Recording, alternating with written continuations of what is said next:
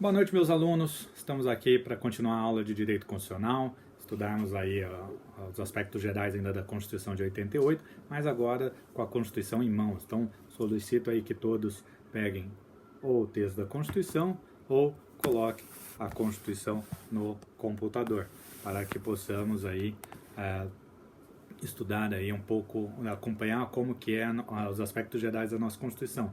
Explico isso porque a melhor forma de termos aí a noção do quais são os aspectos gerais da nossa Constituição é darmos uma olhada logo no índice, no índice da nossa Constituição e também no título 1, que vai tratar dos princípios fundamentais. Então, teremos ali no título 1 da nossa Constituição os princípios fundamentais da nossa Constituição, os objetivos da nossa Constituição, os fundamentos do nosso Estado brasileiro. Então essa será uma aula que iremos estudar essa configuração geral da Constituição de 88 deu para o Estado brasileiro. A começar pelo nome da Constituição brasileira, que se chama, no texto, República Federativa do Brasil. Como já disse para vocês, esse não é o único nome que o Brasil já teve, tivemos outros nomes, inclusive hoje trouxe até uma participação especial para falar para vocês um pouco dos nomes que o nosso país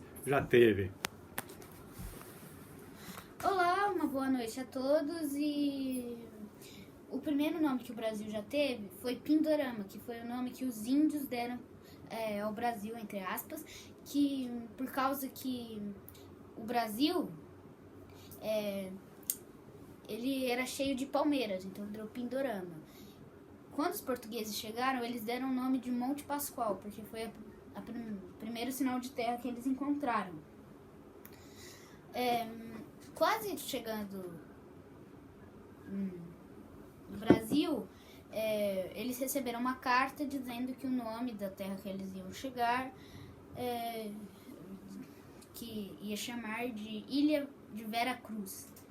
E quando eles chegaram, eles fizeram lá uma exploração e perceberam pássaros diferentes, os papagaios, que por causa deles veio o nome Terra de Papagaios. E em seguida eles deram o nome de Terra de Santa Cruz por causa da propagação cristã, né? Aí eles começaram a descobrir os pau-brasil e o líquido vermelho que tinha dentro dos pau-brasil para fazer o tecido, né? O líquido era vermelho, parecia uma brasa, um fogo. Então surgiu o Brasis e em seguida Brasil. Parabéns! Não só vocês que estão estudando pelo sistema à distância, meu filho também, estávamos estudando exatamente, coincidentemente, essa matéria no dia de hoje. Então, não foi essa a única acepção. Brasil não é o único nome que o nosso país já teve, né? E mesmo as constituições que nós tivemos também não foi só Brasil, como se é comum dizer. Mas traremos ali um pouco, na hora que formos tratar do artigo 1º, voltaremos a esse assunto. Bom, a nossa Constituição de 88, para análise dessa Constituição de 88, temos que ter em mente que ela tem 3 partes fundamentais, 3 partes que compõem aí o texto da Constituição. Ela é composta por um preâmbulo, que antes do artigo 1º, se vocês olharem para quem está com o texto da Constituição, quem vai ver aqui um preâmbulo. Para quem olhar, para quem estiver no computador antes ali do artigo 1º vai ter um preâmbulo. E o preâmbulo, ele vai dizer, leio aqui, por favor me acompanhe: nós, representantes do povo brasileiro, reunidos em Assembleia Nacional Constituinte para instituir um Estado democrático destinado a assegurar o exercício dos direitos sociais e individuais, a liberdade, a segurança, o bem-estar e o desenvolvimento, a igualdade e a justiça como valores supremos de uma sociedade fraterna, pluralista e sem preconceitos, fundados na harmonia social e comprometido na ordem interna e internacional, com a solução pacífica das controvérsias, promulgamos, sob a proteção de Deus, a seguinte Constituição da República Federativa do Brasil. A primeira questão que surge em relação ao preâmbulo é saber se o preâmbulo ele é norma, se ele tem efeito jurídico, se ele tem coercibilidade. E o entendimento predominante que se tem hoje é que o preâmbulo ele funciona como um vetor de interpretação, ele não é norma jurídica, ele não tem poder sancionatório, não é possível julgar uma norma inconstitucional com base no preâmbulo, e nem o preâmbulo impõe alguma coisa. Então o máximo que ele serviria é como vetor de interpretação, é como orientação de interpretação. Isso já foi pacificado pelo Supremo.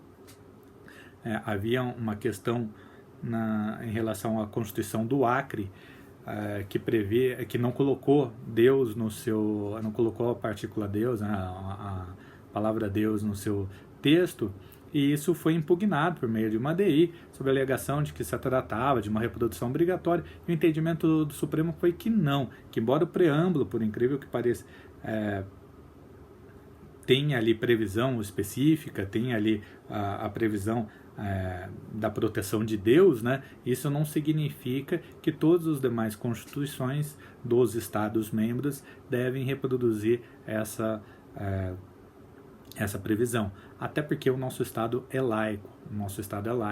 Então, o próprio artigo 19 da Constituição fala que o nosso Estado é laico, né? Que é vedado a União estabelecer cultos religiosos, ou igrejas, subvencioná-los e por aí vai. Então, se é proibido o Estado ter qualquer religião oficial, então não ficariam os demais Estados-membros, os demais entes federativos, obrigados a ter a previsão de Deus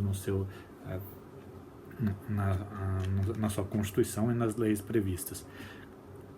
Então, a primeira questão que surge aí, a primeira questão que já foi debatida, é se o preâmbulo seria norma jurídica. E o entendimento que se tem na jurisprudência é que não. Mas há sim juristas que entendem que há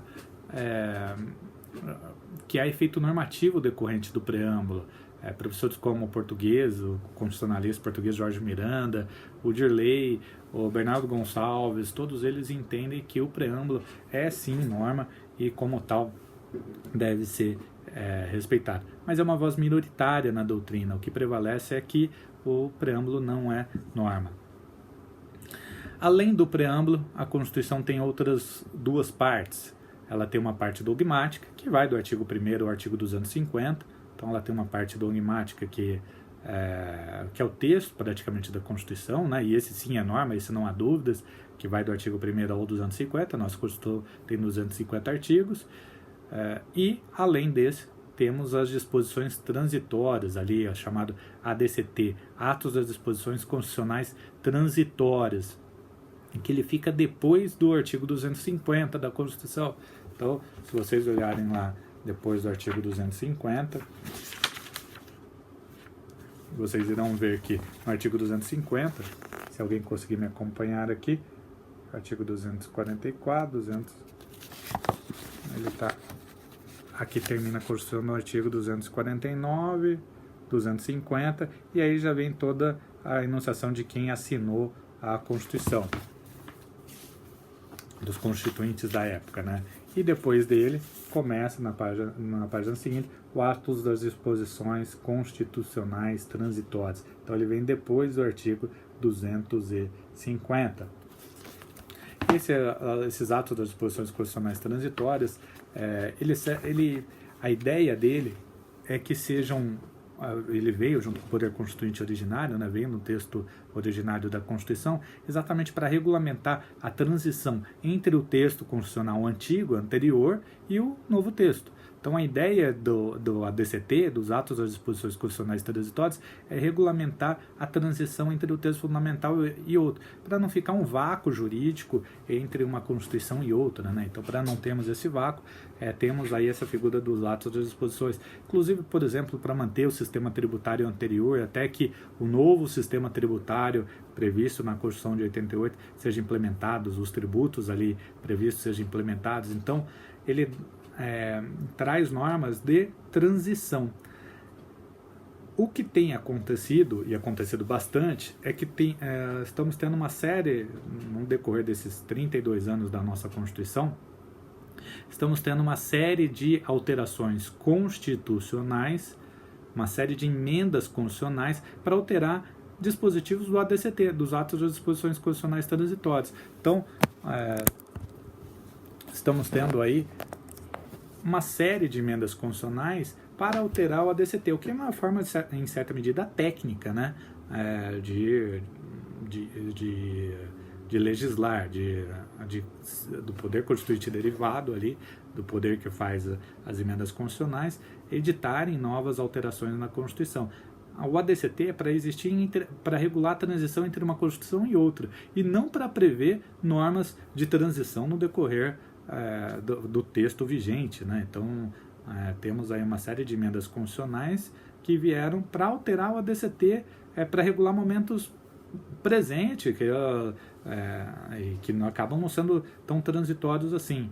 Algumas situações se justificam, que nem, por exemplo, agora há uma discussão para se alterar a Constituição no ADCT, nos atos de disposições constitucionais transitórias, para regulamentar a questão de situações emergenciais no período do coronavírus, necessidade de alteração do texto de forma transitória.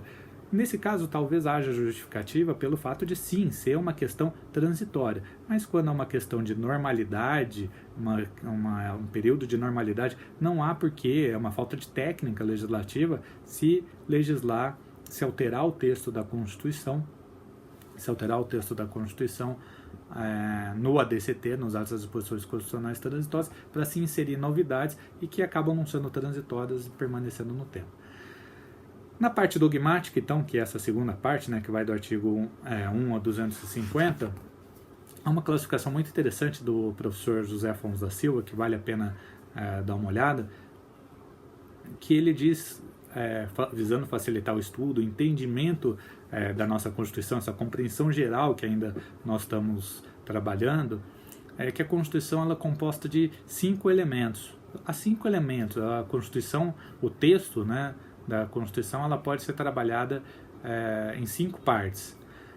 Seria os elementos orgânicos. Os elementos orgânicos que regulam a estrutura do Estado, a estrutura de poder, organização do poder. Então, trabalharia aí nos títulos 3, que conta da organização do Estado, as competências de cada ente federativo, a competência da União, dos Estados, do município, do Distrito Federal. Então, eu estaria no título 3 da Constituição, que trata da organização do Estado. O título 4 seria ali das organizações da organização dos poderes. Então, como que funciona o poder executivo, o poder legislativo, o poder judiciário, as funções essenciais da justiça, né, tratando aí do Ministério Público, da Defensoria Pública, Advocacia Pública e Advocacia Privada. Então, esses elementos orgânicos, ele tratariam da estrutura do Estado. E lógico, para o Estado sobreviver, ele precisa de tributos, né? Então, trataria também aí da questão tributária e orçamento no título 6º da Constituição. Além desses elementos orgânicos, que se referem ao próprio Estado, né? Teríamos aí os elementos limitativos. O que seriam esses elementos limitativos? Os elementos limitativos seriam os elementos que limitam a atuação do Estado. São os elementos que limitam as atividades estatais, né? Seriam propriamente os direitos e garantias individuais, os direitos políticos. Como vivemos numa democracia, então o governante de plantão não poderia ali adotar qualquer medida, ele tem que respeitar ali as regras do jogo político, né, da democracia. Então isso estaria, lógico, no título 2 da Constituição, que trata exatamente dos direitos e garantias fundamentais. Repito, do título 2, que trata dos direitos e garantias fundamentais, e aí englobando o artigo 5º, em especial o artigo 5º, né, que vai tratar dos direitos e garantias individuais. Então, em especial ali, esses elementos limitativos estariam aí no artigo 5º do título 2, que trata dos direitos e garantias individuais. Vamos uma água. Como elementos socio-ideológicos da nossa Constituição, temos ali elementos ideológicos, no sentido literal da palavra, né, ideologia de estudo das ideias, né, e não no sentido pejorativo que por vezes é utilizado, mas no sentido sim da expressão literal de estudo das ideias, e elementos sociais, né, os elementos poder chamado sócio-ideológicos, que são os compromissos assumidos pelo Estado, os objetivos do Estado, quais são as funções do Estado perante a sociedade, quais são as atividades que o Estado deve desempenhar, os serviços que o Estado deve prestar. É possível dizer que está dentro do título 2 da Constituição, o capítulo 2 que trata dos direitos sociais, são elementos sócio-ideológicos. Então, os direitos sociais previstos na Constituição seriam aí elementos sócio-ideológicos, assim como o título 7 e 8º da Constituição, que vai tratar da ordem econômica e social. Então, o título 7 e 8º da Constituição seriam elementos sócio-ideológicos, já que trata aí da ordem econômica e social com viés ali político, social, estabelecendo normas de conduta, de comunicação social, normas referentes à família, meio ambiente, economia e por aí vai.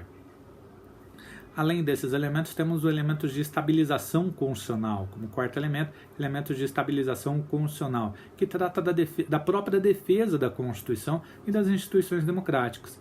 Então são previsões dentro da própria Constituição que servem como defesa da própria Constituição e das instituições democráticas. Então os artigos que tratam ali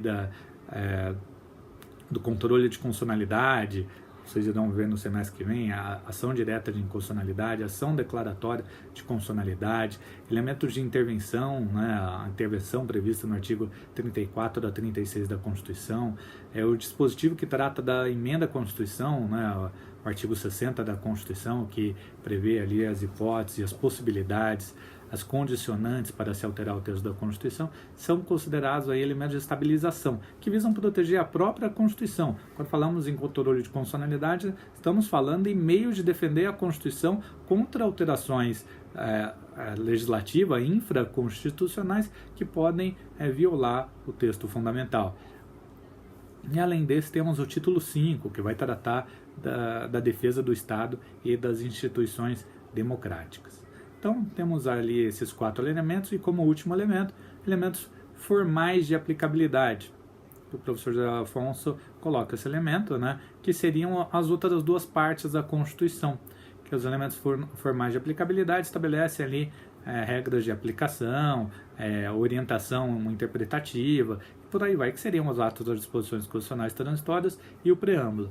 Então, o texto fundamental, a parte dogmática da Constituição, né, teriam 4 elementos e teríamos mais um elemento, que seriam esses elementos formais de aplicabilidade, que seria a ADCT e o preâmbulo. Então, esse 5º elemento seria referente ao preâmbulo e a ADCT. Então, seriam esses os 5 elementos da Constituição e o que leva a Constituição a cuidar da integralidade da nossa Constituição. Se formos para dividir a Constituição em partes, a Constituição tem 3 partes, sendo preâmbulo, parte dogmática e a DCT, atos das disposições constitucionais transitórias.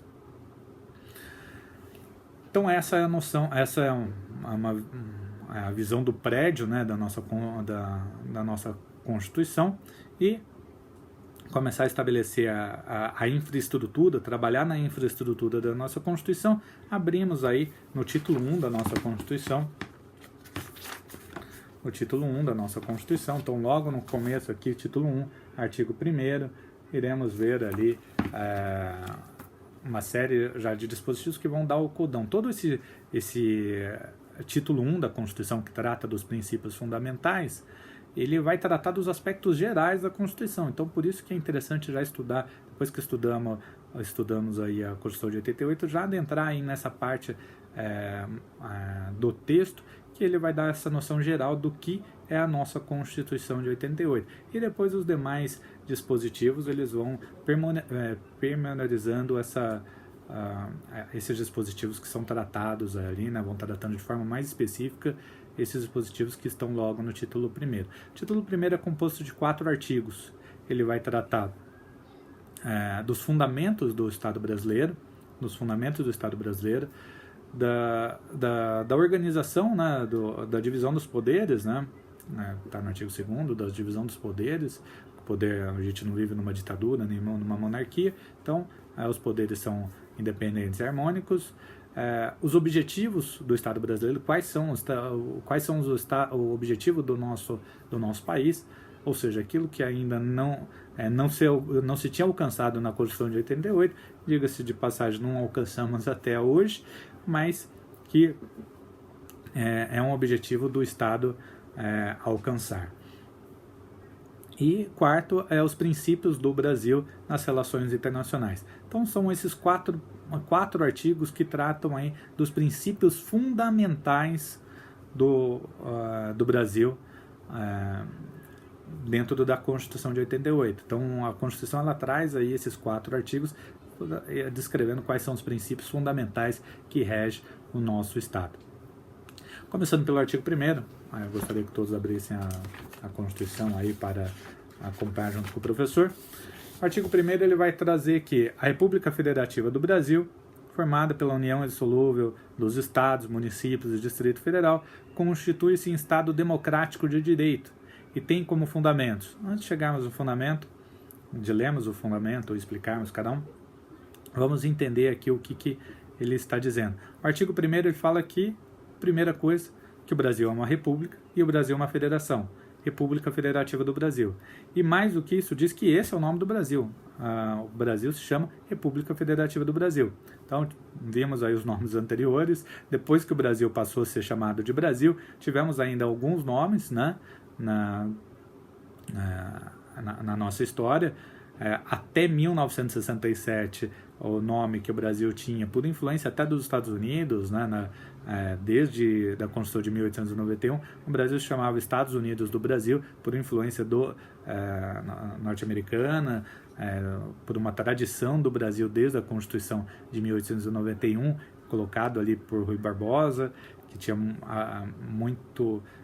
gostava muito dos ideais liberais que os Estados Unidos praticavam. Então, ele acabou trazendo, e esse nome ficou no Brasil, de Estados Unidos do Brasil, de 1891 até a Constituição de 1946. Em 1967, o nome do Brasil mudou para República Federativa do Brasil, e esse nome tem sido mantido até hoje, que é o nome trazido, inclusive, pela Constituição de 88. E nesse nome já traz 2 elementos do nosso Estado, né? Uma forma de Estado, uma federação, e 2, uma forma de governo, república. Então, o nosso governo é uma república, o que significa que não é uma monarquia, e é uma forma de Estado federativo, que significa que não é um Estado unitário. Então, temos ali vários entes dentro da nossa federação.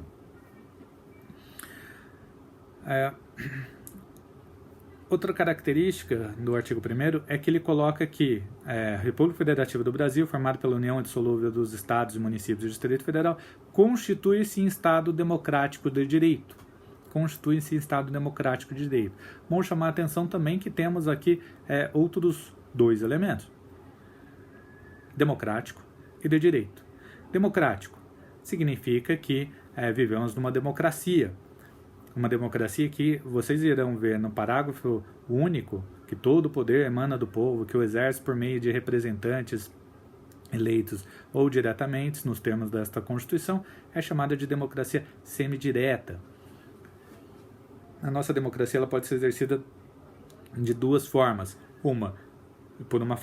De forma indireta, quando elegemos representantes, então, de forma indireta, quando elegemos representantes que decidirão os atos de Estado, do governo por nós, então elegemos representantes para que esses decidam por nós, e 2, quando a população decide diretamente, seja por meio de plebiscito, referendo ou iniciativa popular.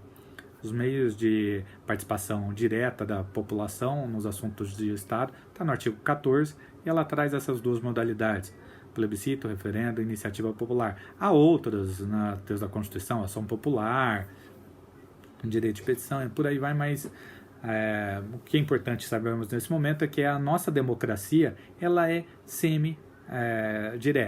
Ela não é totalmente direta, porque não somos nós que decidimos sobre tudo. Na verdade, a maior característica da nossa democracia é o sistema indireto, mas há meios de participação da população, há meios de participação direta da população nos assuntos de Estado. Então, quando falamos de Estado democrático, falamos em formas da população participar e tomar decisões dentro do Estado. E as formas da população tomar decisões no Estado brasileiro é por meio de seus representantes, indireto, e por meio direto, plebiscito, referendo, iniciativa popular, quando chamado para tal. Então, vivemos numa democracia e esse é um dos elementos. E o outro elemento é de direito. Então, Estado democrático de direito. Em outros países é comum inverter a relação a Estado de direito democrático. Em constituições de outros países consta Estado de direito democrático. Estado de direito significa o Estado submetido às leis que ele próprio, em resumo, né? Estado submetido às leis que ele próprio positiva. Então, o Estado positiva uma lei, edita uma lei, promulga uma lei e ele mesmo submete essa regra. É um Estado de direito, é um Estado que não é arbitrário, é um Estado que não está fora do direito, é um Estado que não está à margem do direito. Ele é um Estado que está dentro do próprio direito que ele próprio positiva. Então, é um Estado que deve obedecer às regras e às leis, e hoje, mais modernamente, não só aquele positivo, mas regras e ordens em manifestações, orientações internacionais, enfim.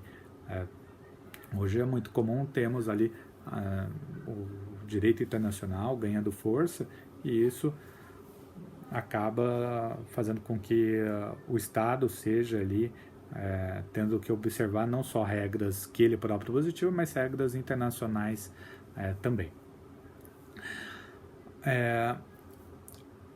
Então, Estado de Direito seria isso. Na maioria dos países, nas constituições, coloca Estado de Direito Democrático. A nossa inverteu essa polaridade, colocou Estado democrático de direito.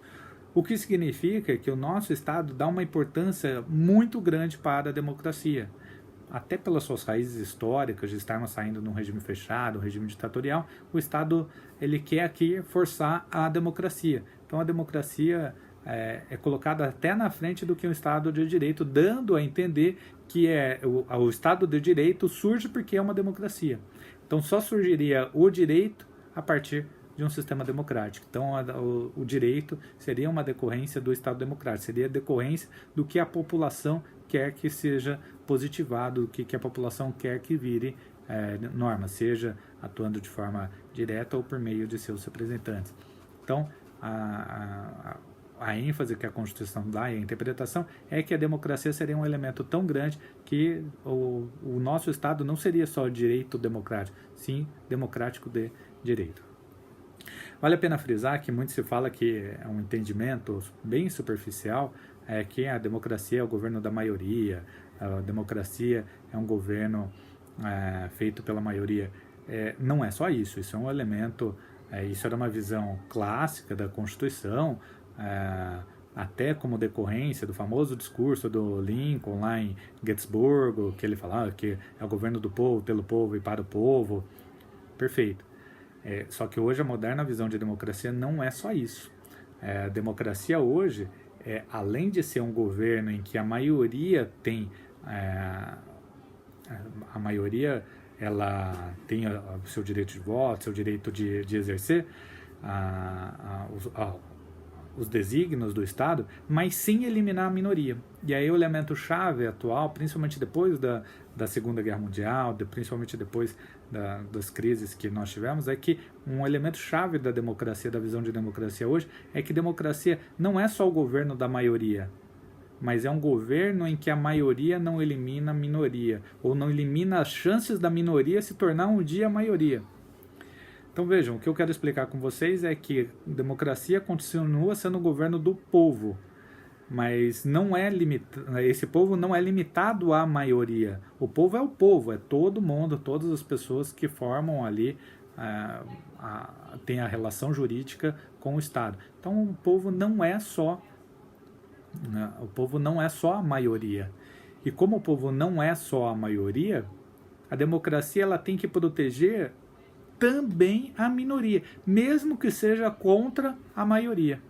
Então são detalhes que acabam mudando uma visão de democracia que era estabelecido, que bastava a vontade da maioria. Hoje já não mais, lógico, a vontade da maioria ainda prevalece no sentido de dar a diretriz para o Estado, mas essa maioria, ela não pode ter um poder tal que elimine ou que exclua a possibilidade da minoria subsistir, viver, se manifestar, se opor à própria maioria. Então esse inclusive o chamado direito de minorias. O direito de minorias é um direito que é acrescido aí à democracia como forma da própria minoria, pensamentos diferentes, né, até decorrentes de liberdade de expressão, liberdade de pensamento, subsistir e se manifestar.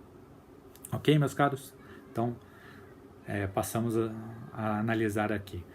O artigo 1º ele vai tratar aqui de alguns elementos do Estado, de alguns fundamentos do Estado, né? Então, um fundamento do nosso Estado é soberania, cidadania, dignidade da pessoa humana, valores sociais do trabalho e a livre iniciativa. Então, temos ali soberania,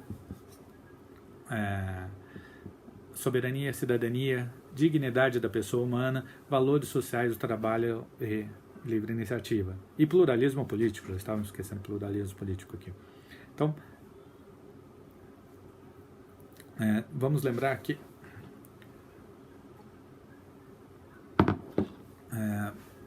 soberania, fazendo uma rápida recapitulação, soberania, ela tem aquela visão clássica, né, a visão que vem desde Jean Baudin lá, que dizia que a soberania era o maior poder dentro de um território, né, que seria o poder do Estado. Então, o maior poder político, econômico dentro de um território seria o poder vindo do Estado, mas que também deve ser visto internacionalmente como um poder de iguais. Um Estado atua no âmbito internacional, impede igualdade com outros Estados. Isso decorre da sua independência, né? Isso decorre da sua independência nas relações internacionais. Então, o Estado ele atua no âmbito internacional e impede igualdade com outros Estados. E no âmbito interno, ele atua como poder máximo, como poder acima dos outros poderes.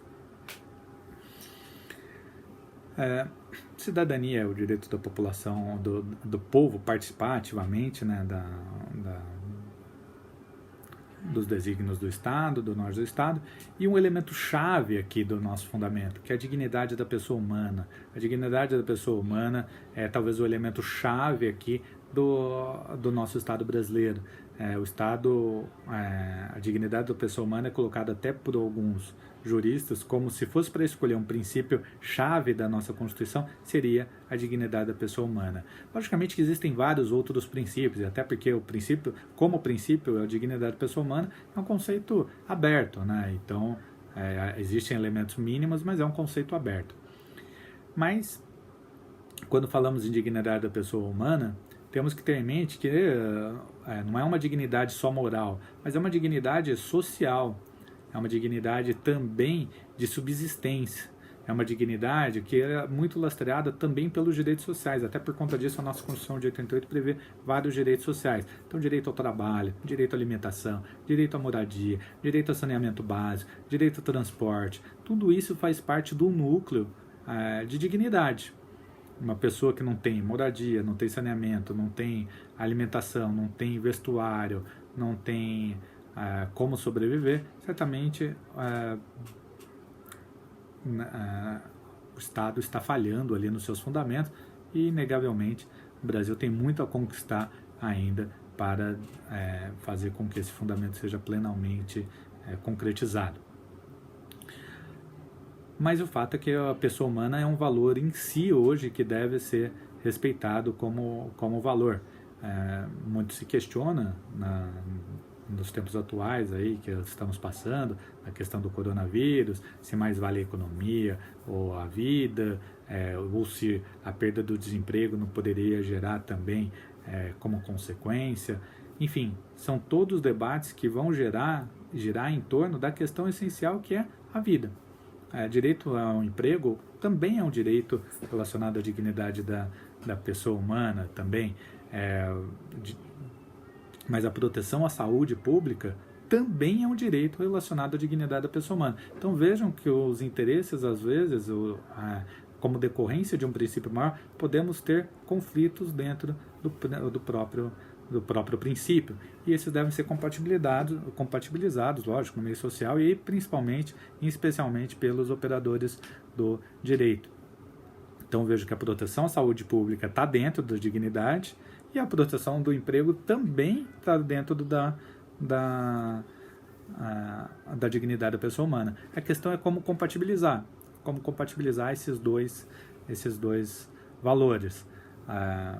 Aí ficam aí o entendimento aí do que tem muito sido debatido nessa época de coronavírus, isolamento social, qual a forma de compatibilizar um com o outro, a questão da saúde pública, a questão da proteção ao emprego, proteção dos meios de subsistência da população. Enfim, não vou adentrar nessa questão para não me alongar muito mais. Como quarto fundamento, valores sociais do trabalho e da livre iniciativa. Então, valores sociais do trabalho e da livre iniciativa. Valores sociais do trabalho e da livre iniciativa, ele vai apregoar que dois valores. Livre iniciativa, que é o direito basicamente do empresarial, o direito de empregar, o direito de você ter um negócio, o direito de profissão, o direito de exercer aquela profissão que você quer, o direito de liberdade negocial, liberdade de iniciativa. Então é um direito ligado às questões de iniciativa econômica, de iniciativa empresarial, né? É um direito ligado aos empregadores, aos empresários. Então esse é um fundamento do nosso Estado, o que significa que o nosso Estado adotou como fundamento, sim, o capitalismo. É um fundamento do nosso Estado, da nossa Constituição, um capitalismo. Por conta exatamente de prever a livre iniciativa. E esse princípio não deve ser lido sozinho. E aí é que está a grande questão, ele não pode ser lido sozinho. Deve ser lido junto com valores sociais do trabalho, que está no próprio inciso 4º do artigo 1º, mas também no artigo 170. Quando olhamos lá no artigo 170 da Constituição, há vários outros princípios, como partindo ali da livre iniciativa, que decorre ali a livre concorrência, também temos o princípio da defesa do consumidor, defesa do meio ambiente, que são todos princípios da ordem econômica previstos no artigo 170 da Constituição.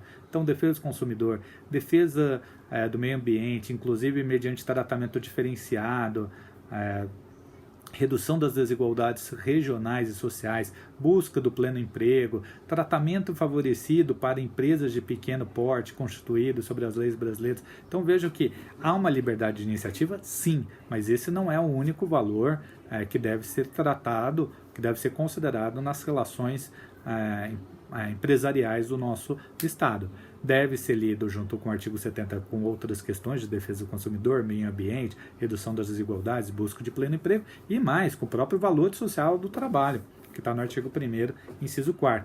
O que significa isso é que, sim, o nosso Estado adotou um modelo em sua infraestrutura, né, no modo de produção, um modelo capitalista, mas que esse modelo ele não é totalmente livre, ele não é um capitalismo totalmente livre e sem qualquer amarras. Não é isso. É um capitalismo fundamentado num Estado social, um capitalismo de Estado social, um capitalismo numa social-democracia em que os aspectos sociais da política, do direito, também devem ser sopesados. Então, temos aí uma liberdade de iniciativa, mas que deve ser compatibilizado com os valores sociais do trabalho. O empregado deve também ser prestigiado, deve ser preservado, deve dar condições mínimas de exercer sua função, seu trabalho, de proteção, de proteção da sua atividade, proteção da sua pessoa. Então, condição de salário mínimo, salário, condição de sobrevivência. Então o trabalho ele é um valor social também que é colocado. logicamente, que, enfatizando, a liberdade de iniciativa é um valor, é um fundamento do Estado, algo muito forte, mas que não deve ser lido sozinho, deve ser lido junto com o valor social do trabalho. E aí a questão é de compatibilizar os dois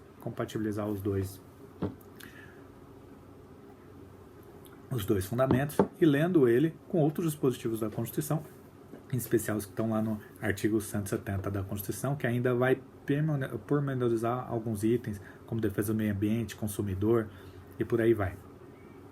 E o último fundamento da nossa Constituição, que vale algum comentário, é o pluralismo político. O que é o pluralismo político? É que não temos apenas um partido político, apenas uma corrente ideológica, apenas uma corrente política, ou um bipartidarismo como vigia na época do governo militar. Temos um pluripartidarismo, ou seja, é possível uma disseminação de partidos políticos,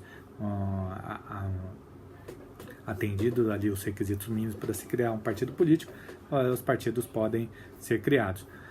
Então, há alguma crítica que pode ser feita se essa abertura for muito grande, ou se essa possibilidade for muito grande, como é no caso do Brasil, em que tenhamos aí, como vivemos atualmente, 35 partidos políticos e mais não sei quantos outros com pedidos de criação, o que não me parece também muito adequado.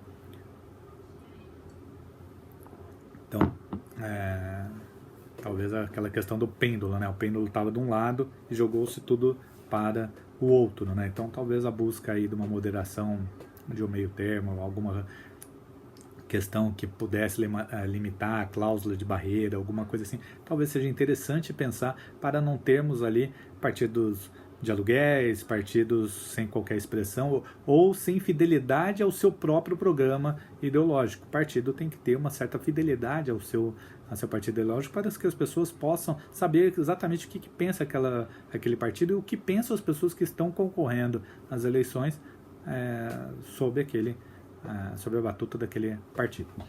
O artigo 2º da Constituição ele vai tratar da separação de poderes. Não vou comentar muito sobre ele agora, até porque iremos ter um semestre inteiro sobre a organização dos poderes. No segundo semestre trataremos basicamente de poder legislativo, executivo, judiciário e funções essenciais da justiça.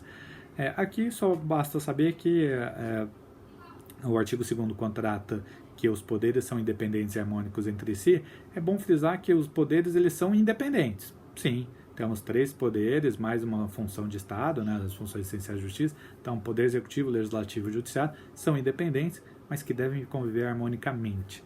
Então, mais do que serem independentes, ou no mesmo patamar de serem independentes, eles devem conviver harmonicamente. Um não deve se sobressair sobre o outro, eles devem estar num patamar de igualdade, eles devem estar no mesmo nível, um respeitando o outro, um convivendo com o outro, sem embate um com o outro. E essa é a lógica do sistema, que os poderes são independentes, cada um se organiza, cada um dentro da sua esfera de competência, tem a sua liberdade de atuação, mas um não pode confrontar e sobrepujar os demais. Ok? Quanto aos objetivos fundamentais do Estado brasileiro, chama atenção aqui que às vezes costuma cair em prova, são fundamentos do Estado brasileiro. E aí coloca uma série de possibilidades lá. E em outra pergunta, são objetivos fundamentais do Estado brasileiro? E aí coloca uma série de itens misturando fundamentos com objetivos. Aqui uma forma de auxiliá-los aí para responder tal questão, se no momento ali vocês se confundirem com fundamentos e objetivos fundamentais. Uma questão que talvez auxilie a guardar é o seguinte: fundamentos, todos os fundamentos são substantivos. Se vocês olharem lá os fundamentos no artigo 1º, soberania, cidadania, dignidade, valores sociais do trabalho, começando com artigos. Então, como os textos de perguntas de concurso, prova da OAB, costuma reproduzir literalmente o que está na Constituição, então vale a pena guardar essa dica. Os fundamentos começam com o artigo e sempre são substantivos. Por quê? Porque são fundamentos, são estáticos. Isso vai valer enquanto valer a Constituição de 88. O dia que se quebrar esses fundamentos, dignidade da pessoa humana, soberania, cidadania, valores sociais do trabalho, livre iniciativa, pluralismo político, isso a nossa Constituição de 88 deixou de existir. Esse é o fundamento, ele é estático, ele é substantivo, ele é da essência da Constituição e vai permanecer enquanto a Constituição de 88 estiver em vigor. Já objetivos são verbos. Se vocês olharem lá, sempre começa por verbos. Construir uma sociedade livre, justa e solidária, garantir o desenvolvimento nacional, erradicar a pobreza e a marginalização, reduzir as desigualdades sociais, promover o bem de todos, sem preconceito de origem, raça, sexo, cor, idade e quaisquer outras formas de discriminação. Então vejo que todos os objetivos fundamentais começam com verbos. Construir, garantir, erradicar, reduzir as desigualdades, promover o bem de todos. Promover, reduzir, garantir, construir, todos verbos. Verbo significa o quê? Ação. Enquanto substantivo significa uma situação mais estática, o verbo significa uma questão mais dinâmica. Verbos são dinâmicos, exigem uma ação. Verbos são ação. Então, todos os verbos aí como exigem ação, a mesma lógica é aplicada aqui aos objetivos fundamentais. Os objetivos fundamentais nada mais são do que situações que o Brasil, que os constituintes na época, em 88, reconheceram que não existia no Brasil, era uma situação fática, que não existia no Brasil, mas que o Brasil tinha que desenvolver meios para alcançá-los. Então, não era uma situação fática que existia, porque se existia não precisava colocar como objetivos, mas que se entendeu que eram ali os objetivos essenciais para que o Estado brasileiro alcançasse. Então, objetivos para que o Estado brasileiro atingisse, objetivos que o Estado brasileiro tem que caminhar para, quem sabe, algum dia alcançar. E o dia que alcançar, aí esse objetivo acaba perdendo o sentido, pois ele já foi alcançado. É uma meta alcançada e aí deveria ser criada uma nova meta. Mas me parece que todos os objetivos que estão traçados aqui, eles não são propriamente objetivos que serão algum dia alcançados, porque mesmo que cheguemos muito perto de ser alcançados, significa que deveremos manter esse nível, né, de proximidade com que foi alcançado ali, se algum dia chegarmos muito perto de alcançá-los. Então, numa linha geral aqui, artigo 3º fala: constituir os objetivos fundamentais da República Federativa do Brasil, construir uma sociedade livre, justa e solidária. Vejam, sociedade livre, justa e solidária. Lógico, são objetivos abertos, né? Mas, por favor, leiam comigo aqui para que possamos ir comentando. A ideia é construir uma sociedade livre, que tenha liberdade, uma sociedade que não seja autoritária, uma sociedade que seja aberta, mas que também seja justa, e ele vai especificar depois, né, que não tenhamos tanta pobreza, uma sociedade que seja mais justa, que não seja patrimonialista, uma sociedade que não seja que tenha ali na busca da justiça, dar a cada um conforme a sua necessidade ou conforme o seu potencial, mas sem também deixar de dar o mínimo necessário para quem precisa. E solidária. E exatamente, a solidária vem disso. Se justiça é dar, na visão aristotélica, né, dar a cada um conforme o seu potencial e conforme a sua necessidade, a solidariedade vem exatamente nesse sentido de dar a cada um o que cada um precisa.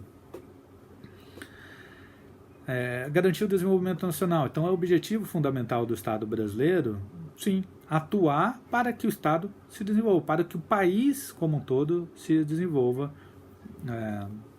o país alcance ali padrões de desenvolvimento, que seja um país desenvolvido. Se algum dia nós atingirmos esse patamar de país desenvolvido, hoje o patamar conforme a ONU, a Organização das Nações Unidas, conforme relatórios internacionais, o Brasil é considerado um país em desenvolvimento, né? Ele ainda não é um país desenvolvido, como é os Estados Unidos, Alemanha, Itália, França, Espanha, Reino Unido e por aí vai, como os países europeus, né? Mas se algum dia chegarmos, né, no mesmo patamar, certamente a ideia é garantir a manutenção dessa condição de país desenvolvido. Erradicar a pobreza e a marginalização e reduzir as desigualdades sociais e regionais. Então, a ideia aqui é que não tenhamos pobres no nosso país, o que, logicamente, não é uma realidade, infelizmente não é uma realidade, temos ainda em número muito grande, mas a ideia é que o país haja, que o país atue para erradicar, ou seja, para eliminar a pobreza do nosso país e reduzir as desigualdades sociais e regionais, sociedades entre as desigualdades sociais, né? Inclusive de região, desigualdade de um estado para o outro, desigualdades regionais de uma região para outra, desigualdade que tanto às vezes gera ônus muito grande para o nosso estado em questões de violência e por aí vai. E o quarto objetivo fundamental: promover o bem de todos, sem preconceito de origem, raça, sexo, cor, idade e quaisquer outras formas de discriminação. Então, promover o bem de todos é o objetivo fundamental do nosso Estado, promover o bem de todos, sem preconceito de origem, raça, sexo, cor. Então,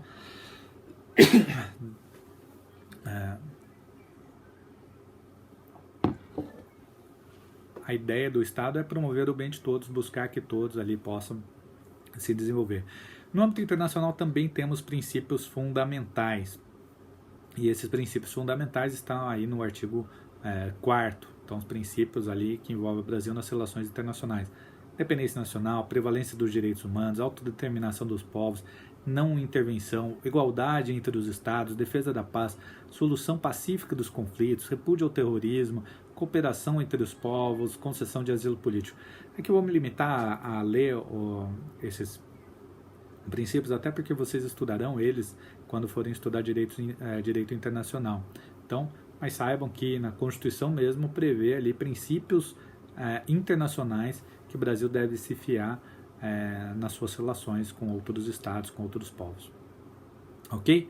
Chama atenção só para o parágrafo único desse artigo 4º, que diz que a República Federativa do Brasil buscará a integração econômica, política, social e cultural dos povos da América Latina, visando a formação de uma comunidade latino-americana das nações.